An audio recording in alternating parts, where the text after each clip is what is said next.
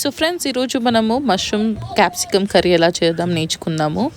ఇది చాలా సింపుల్గా ఉంటుంది. ముందుగా ఒక ప్యాన్లో ఆయిల్ వేసుకొని బాగా హీట్ అయిన తర్వాత సాయిజీరా వేసుకోవాలి.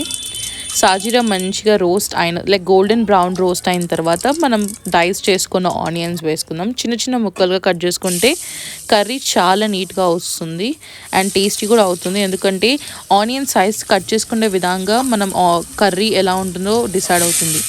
సో బాగా ఆనియన్స్ వేసుకొని దాన్ని కూడా సాటే చేసిన తర్వాత మంచి గోల్డెన్ బ్రౌన్ కలర్ వచ్చేంత వరకు మనం ఉంచుకోవాలి.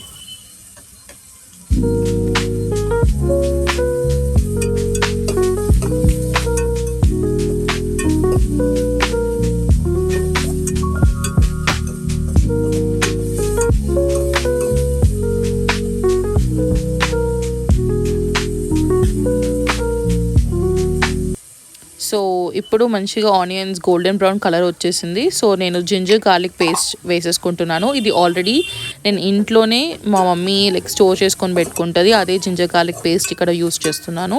మంచిగా ఒకసారి మంచిగా అటు ఇటు సాటే చేసుకుందాం.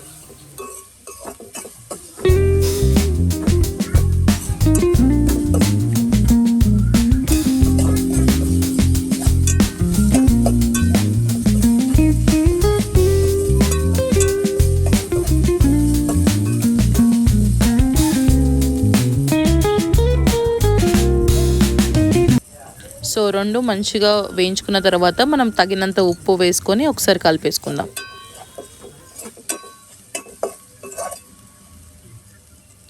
సో ఈ రెండు మంచిగా అయిన తర్వాత మనం క్యాప్సికమ్ ముందుగా తరుక్కున్న క్యాప్సికమ్ కూడా వేసేసుకుందాం.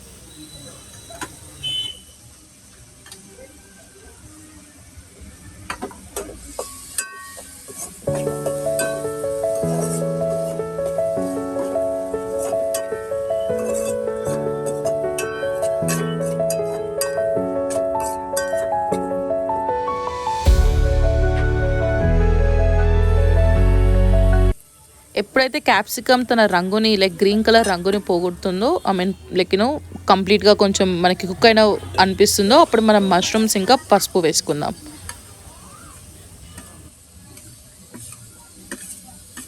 అండ్ మష్రూమ్స్ వేసిన తర్వాత మనము లిడ్ పెట్టుకొని లో ఫ్లేమ్లో దాన్ని మంచిగా మగ్గనిద్దాము. ఎందుకంటే క్యాప్సికమ్ ఆల్రెడీ హాఫ్ కుక్డ్ అయిపోయింది. మష్రూమ్స్ కూడా మంచిగా ఎక్కువ టైం పట్టదు మష్రూమ్స్ కుక్ చేయడానికి. కానీ దాంట్లో ఉన్న ఫ్లేవర్ తెలియాలంటే మనం కొంచెం లో ఫ్లేమ్లో కుక్ చేసుకోవాలి. మనకి ఆటోమేటిక్గా తెలిసిపోతుంది అది కుక్ అయిపోయినట్టు. దాని తర్వాత మనం టమాటోస్ వేసుకుందాం.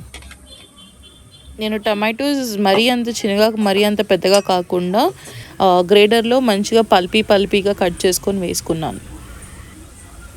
అండ్ నేను బార్బిక్యూ స్పైస్ రబ్ అనేసి దీంట్లో ఎక్కువ కారం అనిపించదు, కానీ ఫ్లేవర్ మంచిగా ఉంటుందని నేను వేసుకుంటున్నాను. అండ్ మనం ఆనియన్ పౌడర్ నేను జెప్టోలో ఆర్డర్ చేసుకున్నాను. ఎందుకంటే ఈ కర్రీకి చాలా ఫ్లేవర్ ఇస్తుంది. ఇది డ్రై ఆనియన్ పౌడర్. మీ ఆప్షనల్ అది వేసుకుంటే వేసుకోవచ్చు, లేకపోతే you can ignore it. But I have used onion powder in this curry. చాలా టేస్టీగా ఉంటుంది. అండ్ ఇంట్లోనే చేసుకున్న గరం మసాలా కూడా కొంచెం వేసుకున్నాను, ఒక 1 టేబుల్ స్పూన్. మళ్ళీ ఒకసారి కలుపుకోండి. ఈ విధంగా కనిపించాలి. సో అంతా అయిపోయిన తర్వాత ఇలా కనిపిస్తుంది మనకి కర్రీ. చాలా టేస్టీగా ఉంటుంది. ఇది మనం చపాతీలోకి వేసుకోవచ్చు, అన్నంలోకి కూడా వేసుకోవచ్చు.